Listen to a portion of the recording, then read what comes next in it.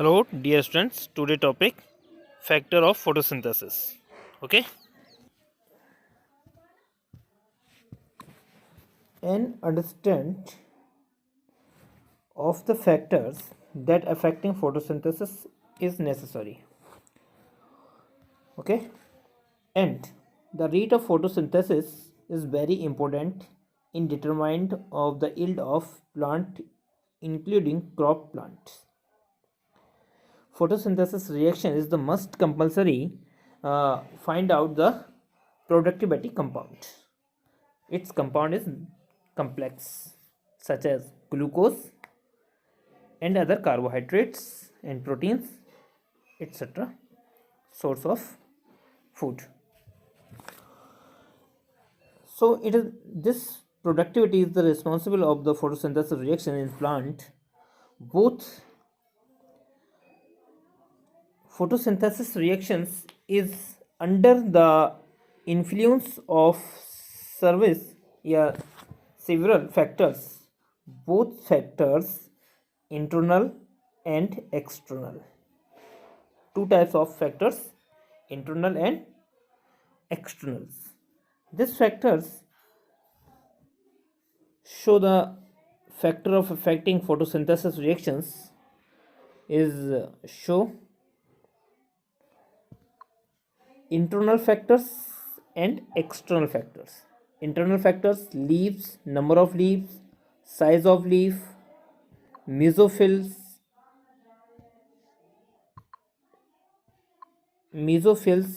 or chloroplast, and anatomy of leaf. Okay, then external factors affecting a photosynthesis rate of reactions in plant: sunlight, temperatures, waters, CO2. Okay, this factor is responsible to complete photosynthesis reactions in plant. Then photosynthesis reactions with the help of affecting factors and find the productivity.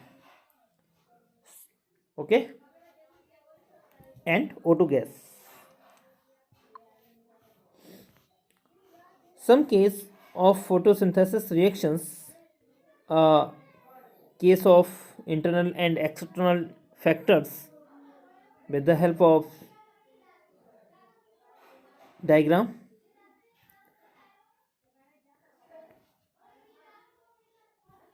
हम जानते हैं we know that require the photosynthesis reactions CO2, sunlight, and other contains. Sunlight provide the sunlight, high and low capacity of sunlight absorb the plant leaf, and CO2 is the presence of atmospheres 0.3 and 0.4 amount percent in gases amount in environment. Okay, leaf, on the leaf presence of mesophyll cell, and mesophyll cells present a chlorophyll cells, chlorophyll, and O2 presence of the soil in the H2O transport with the help of xylem nearby leaf या chloroplast cells. Okay, and then some productivity formations of these reactions: CO2,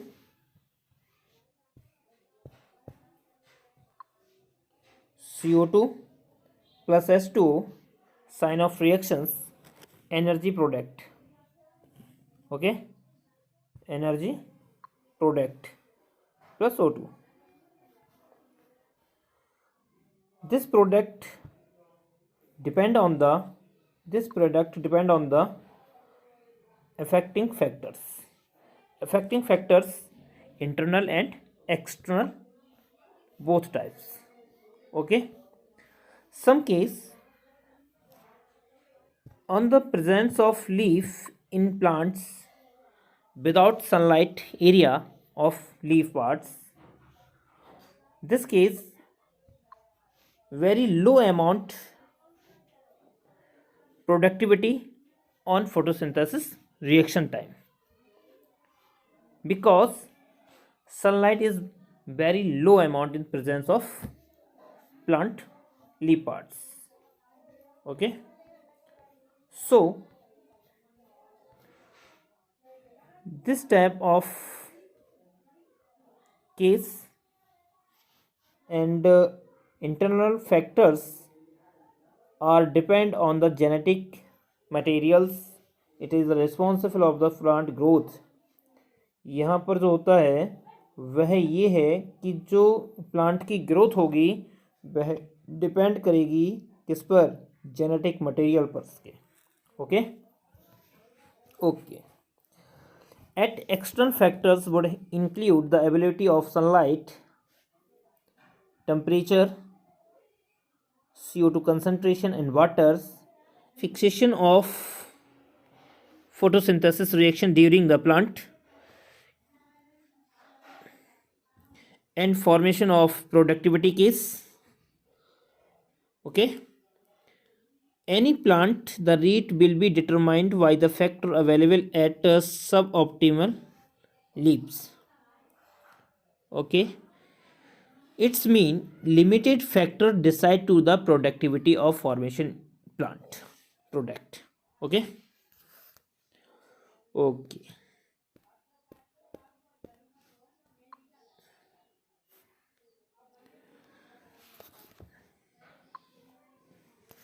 Law of limiting factors given by Blackmans in 1905 में. ठीक है. Okay.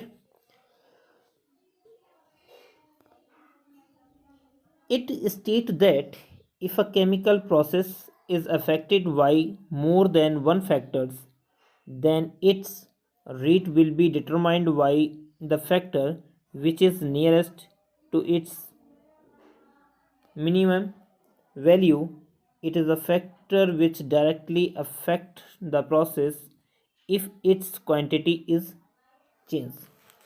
कहने का मतलब ये है, जो ब्लैकमैन्स नामक वैज्ञानिक ने जो फैक्टर्स दिए हैं उन्होंने कहा है कि यदि इनमें से एक्सटर्नल या इंटरनल फैक्टर में से कोई भी एक फैक्टर अपने आप को डिसमिस करता है या अपने आप को प्रभावित नहीं कर पाता है या वह लिमिट से ज़्यादा हो जाता है, तो इस केस में जो प्लांट है वो प्लांट प्रोडक्ट फॉर्मेशन के लिए उत्तरदायी नहीं होता. अतः यदि कोई भी फैक्टर अमाउंट से ज़्यादा या अमाउंट से कम होता है तो वहाँ पर प्लांट के द्वारा बनाए गए प्रोडक्ट पर प्रभाव पड़ता है. ओके. फॉर एग्जांपल के तौर पे हम देखें तो ये एग्जांपल हमको बताया गया है, इसमें दिया है despair the presence of green leaf the optimal light and CO2 conditions. कहने का तात्पर्य ये है कि हमें पता है कि सूर्य का प्रकाश, टेम्परेचर, CO2 आदि एक रिस्पॉन्सिबल रिएक्शंस है फोटोसिंथेसिस रिएक्शन में. लेकिन if the temperature is very low, यदि टेम्परेचर बहुत कम हो जाए तो यहाँ पर फोटोसिंथेसिस की रिएक्शन के दौरान जो प्लांट प्रोडक्ट बन रहा है उस पर प्रभाव पड़ने वाला है. दिस लीफ, जिस लीफ पर है ना, if given the optimal temperature, इसलिए जो टेम्परेचर है वह ऑप्टिमल केस है या ऑप्टिमल फैक्टर्स है, विल स्टार्ट फोटोसिंथेसिस रिएक्शन के दौरान. कहने का मतलब ये है कि यहाँ पर हम देखें यदि इस वाली लीफ पर हमारे लिए क्या है, सनलाइट डायरेक्ट ही प्रोवाइड हो रही है, तो यहाँ पर जो प्रोडक्ट बनेगा वो एक हाई अमाउंट में बनने को तैयार है यहाँ पर. ठीक है, इस केस में. लेकिन यदि हम इस केस में जाएं इधर और इस केस में हम देखें कि ये जो लीफ है, इस लीफ पर सनलाइट डायरेक्टली इन्वॉल्व नहीं हो पा रही, इधर से तो आएगी नहीं क्योंकि सन इधर साइड पे, तो ये इस साइड पे जाएगा. तो जिस साइड पर सनलाइट इफेक्ट हो रही है तो वहाँ यहाँ तो इस साइड पे तो क्लोरोफिल काम करेंगे इस एरिया के, लेकिन नंबर ऑफ क्लोरोफिल जो है वो इस एरिया पर बहुत अधिक है, तो यहाँ की नंबर ऑफ क्लोरोफॉर्म जो है वो कार्य नहीं कर पाएंगे फोटोसिंथेसिस के लिए और प्रोडक्ट बनाने के लिए। तो क्या होगा, यहाँ पर जो प्रोडक्ट हमको मिलेगा वो कैसा मिलेगा, लो अमाउंट में मिलेगा।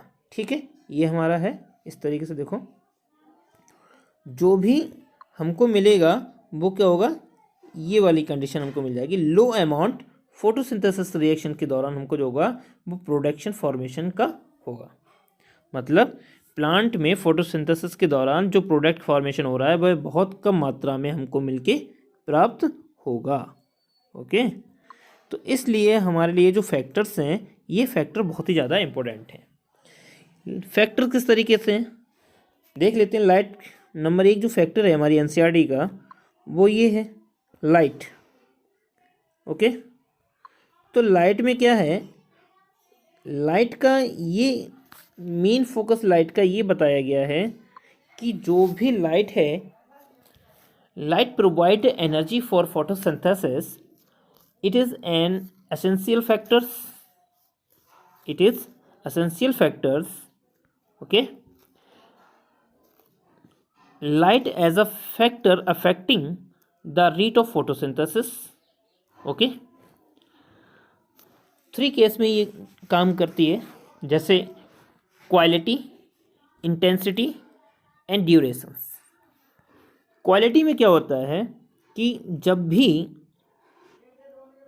क्वालिटी को समझते हैं तो लाइट बिटवीन द वेवलेंथ, हमको पता है कि जो वेवलेंथ की रेंज होती है एब्जॉर्बेशन ऑफ प्लांट केस में वो 400 नैनोमीटर से टू 700 नैनोमीटर की होती है। Okay, it range the most effective of photosynthesis reactions case. Okay, but maximum photosynthesis take place in red light and minimum in green light. Okay, कह क्या रहा है और होना क्या चाहिए, समझाया गया है। What is the understanding to note the sunlight saturations occur in 10% of the sunlight. जो फोटोसिंथेसिस रिएक्शन है उसके लिए प्लांट को केवल टोटल सनलाइट से ओनली 10% ही लाइट की आवश्यकता होती है, परंतु यदि इससे ज़्यादा हो जाए तो क्या होगा, ठीक है, और यदि जो सनलाइट की रेंज है 700 मोर देन हो जाए तो क्या होगा, तो ये होगा कि यदि इंटेंसिटी बढ़ जाए, फोटोसिंथेसिस रेंज की जो वेवलेंथ है उसकी बढ़ जाए, मोर देन 700 हो जाए, तो यहाँ फोटो ऑक्सीडेशन हो जाएगा। इट्स मीन क्लोरोफिल जो होंगे वो टूट जाएंगे, ब्रेक डाउन हो जाएंगे, जिससे फोटोसिंथेसिस का रिएक्शन नहीं हो पाएगा और प्रोडक्ट फॉर्मेशन में दिक्कत होगी। ओके, लास्ट है ड्यूरेशंस। ड्यूरेशन का मीन्स ये होगा कि यदि यहाँ पर ये वाला जो पॉइंट है ये ड्यूरेशन का बनता है, एक्सपेक्ट फॉर प्लांट इन सैडी और इन डेंस फॉरेस्ट। यहाँ पर सैडी उन प्लांटों को बोला गया है जहाँ पर पौधों में प्रकाश की बहुत कम मात्रा की आवश्यकता होती है और उनको प्रकाश ईजिली नहीं मिल पाता, जबकि फॉरेस्ट जो होते हैं उनके लिए प्रकाश आसानी से मिल जाता है और ये तेज़ी से कार्य करते हैं। ओके, तो हुआ क्या कि मान लो जो लाइट की ड्यूरेशन है वो बहुत ही ज़्यादा है, ठीक है, तो यहाँ पर भी प्लांट जो है अपने आप को प्रिपेयर नहीं कर पाएगा। पर प्लांट के लिए जो प्लांट ड्यूरेशन है वो 10 to 12 आवर्स की लिमिटेड मानी जाती है। ओके, लेकिन कुछ केस में क्या होता है, प्लांट के लिए बहुत कम लाइट मिलती है तो भी प्लांट प्रोडक्ट फॉर्मेशन पे इफेक्ट होता है, और यदि बहुत ज़्यादा पड़ जाए तो भी प्लांट प्रोडक्ट फॉर्मेशन पर प्रभाव पड़ता है। ग्राफ के माध्यम से जो बताया गया है आपको वो देखें, इसमें ये बताया गया है कि रेट ऑफ द फोटोसिंथेसिस, ये जो केस है वो रेट ऑफ द फोटोसिंथेसिस का है, और ये जो है लाइट इंटेंसिटी है। ओके, तो लाइट आप देख रहे हो कि जैसे जैसे लाइट इंटेंसिटी बढ़ रही है उसी तरीके से प्रोडक्ट फॉर्मेशन के लिए भी आवश्यकता की मांग हो रही है। ओके, तो इसमें क्या दिखाया गया है, जो भी प्रोडक्ट फॉर्मेशन है वो एक लिमिट के बाद ही स्थिर हो जाता है, कांस्टेंट हो जाता है। ठीक है, तो लाइट इंटेंसिटी जब बढ़ेगी तो रेट ऑफ प्रोडक्शन भी यहाँ पर बढ़िया होगा। लेकिन यदि लाइट इंटेंसिटी अमाउंट से ज़्यादा बढ़ जाए तो क्या होगा, तो प्लांट फॉर्मेशन पे या प्लांट प्रोडक्ट फॉर्मेशन पे प्रभाव पड़ेगा और वह किसी काम का नहीं रहेगा। यहाँ पर क्लोरोफिल जो होंगे वो ब्रेक डाउन हो जाएंगे और वो किसी कार्य के लिए नहीं कर पाएंगे, मतलब यहाँ पर कोई प्लांट प्रोडक्ट अच्छा नहीं बनने वाला है। इसलिए हम क्या कह सकते हैं कि ये जो फैक्टर्स हैं, ठीक है, ये जो फैक्टर्स हैं वो कांस्टेंट हो जाते हैं लाइट इंटेंसिटी के बढ़ते बढ़ते। ठीक है, इस कारण हम यहाँ पर इस चीज़ को मैनेज नहीं कर पाते। आपको पता है कि जो एंटेनी होती है वह कम्प्लेक्स होता है फोटोसिंथेसिस रिस्पॉन्सिबल ऑफ फैक्टर्स का। उसमें क्लोरोफिल ए होता है, क्लोरोफिल बी होता है, जेंथोफिल्स होते हैं, पिगमेंट्स होते हैं, प्रोटीन्स पाई जाती हैं, हेल्पिंग प्रोटीन। तो ये सारी चीज़ें होती हैं। अगर मान लीजिए यहाँ पर लाइट है, लाइट को बहुत ज़्यादा बढ़ा दिया जाए इस केस में, तो एक केस में जाके क्लोरोफिल ए जो होगा वो ब्रेक डाउन हो जाएगा। अब यहाँ की जो एंटनी है वो डिस्टर्ब हो गई।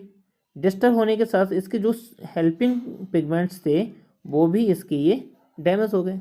डैमेज होने के बाद क्या हो जाएगा, यहाँ पर जो प्रोडक्ट फॉर्मेशन की वैल्यू है वो कम जाएगी। ओके, तो इस तरीके से हमको लाइट का प्रभाव दिखाई देता है लगातार। Okay,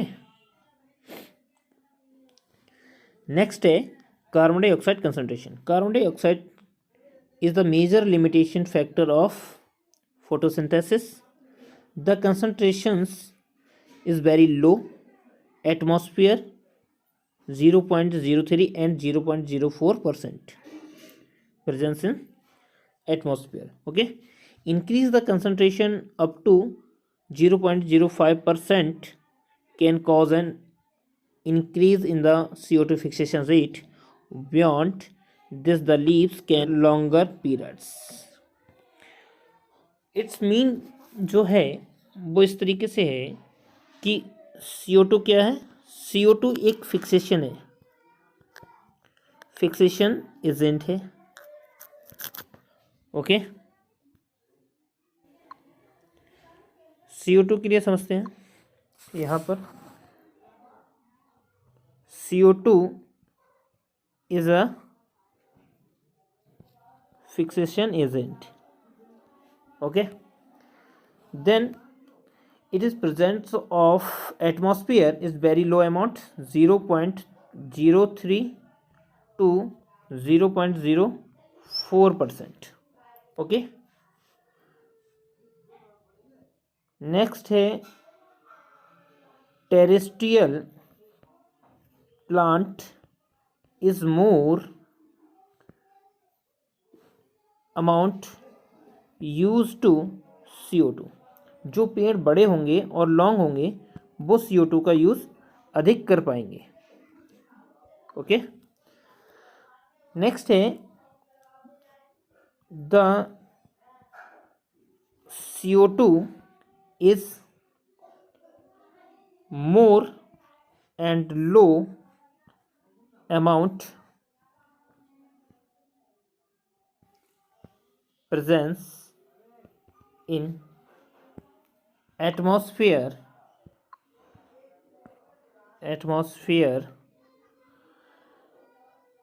affect plant productivity case. कहने का मतलब ये है कि यदि CO2 का अमाउंट इन्वायरमेंट में बढ़ जाएगा या कम जाएगा तो प्लांट प्रोडक्टिविटी पर प्रभाव पड़ेगा। ओके, इसलिए द एक्सेस कंसंट्रेट या concentration of CO2 proves to be toxic.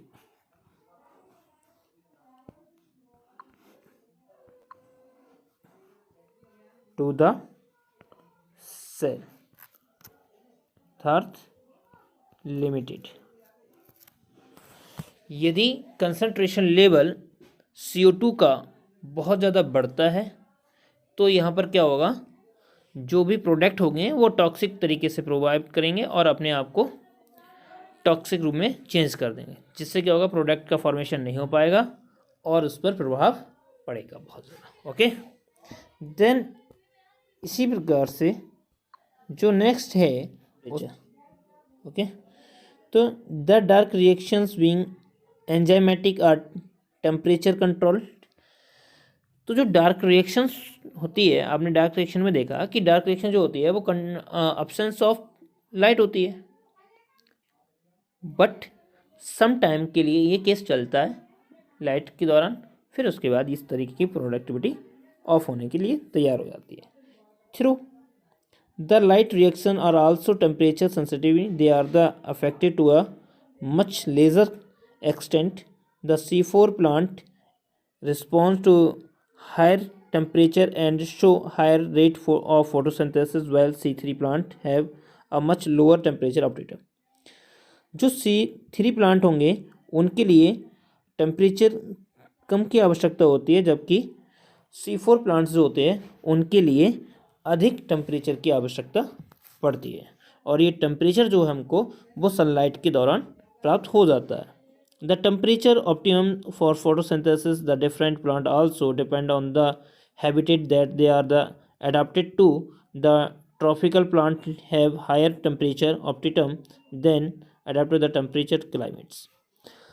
जो शुष्क अवस्था, ट्रॉपिकल कहते हैं शुष्क अवस्था ना, जहाँ पर जैसे रेगिस्तान के एरिया है, इस तरीके के जो प्लांट्स होते हैं उन प्लांट्सों में एक कैपेसिटी होती है जो कि प्लांट जो सनलाइट की ऑब्जर्वेशन पावर है उनके पास ज़्यादा होती है, वो तीव्र सनलाइट को भी एब्जॉर्ब कर सकते हैं।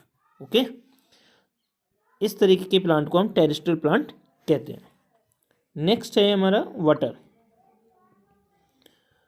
तो वाटर क्या है, आपने वाटर को भी देखा है, और वाटर जो है वो एक वेरी मोस्ट इम्पोर्टेंट फैक्टर है फॉर्मेशन ऑफ प्लांट प्रोडक्ट के लिए। ओके, तो हम वाटर के लिए ये भी बोल सकते हैं कि वाटर डिफेंसी है, decrease the rate of photosynthesis as it is one of the raw materials. ठीक है, वाटर को हम रॉ मटेरियल के तौर से भी यूज़ कर सकते हैं। आपने देखा होगा कि जो वाटर की आवश्यकता होती है वो हमें किस समय पड़ती है, जब आप देखते हो कि स्टोमेटा केस में ये इस तरीके से है और ये इस तरीके से बना हुआ है। ओके, तो आप देखते हो कि ये जो एरिया है यहाँ पर H2O का फिलिंग होती है, H2, और यहाँ O2 आता है, नहीं CO2 आता है यहाँ पर इन्वायरमेंट से, है ना, और ये सारा का सारा H2O से भरा पड़ा है। तो इस दौरान जो H2O है यहाँ पर, जब H2O की फिलिंग होती है with the help of xylem, तो ये स्टोमेटा स्पोर जो होते हैं वो क्लोज हो जाते हैं। ठीक है, देन यहाँ पर convert the energy, physical energy to convert to the chemical energy. तो यहाँ पर क्या होता है, वेपरेशंस के दौरान यहाँ पर हमको O2 इन एटमॉस्फेयर प्रोवाइड हो जाती है।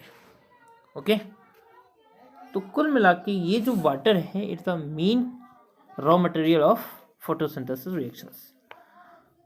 ठीक है, तो इसलिए हम बोल सकते हैं closing of stomata affecting the entry of CO2, number 1। Second हम बोल सकते हैं वेल्टिंग of leaf reduce the surface area. ठीक है, surface area and available for the absorption of sunlight. ठीक है, ओके, सो जो लीव्स और फोटोसिंथेसिस के दौरान जो प्लांट वाटर का एब्जॉर्बेशन या यूज़ करते हैं वो ओनली 1% करते हैं. 1% H2O absorbed by the plant in use for photosynthesis reactions. Okay.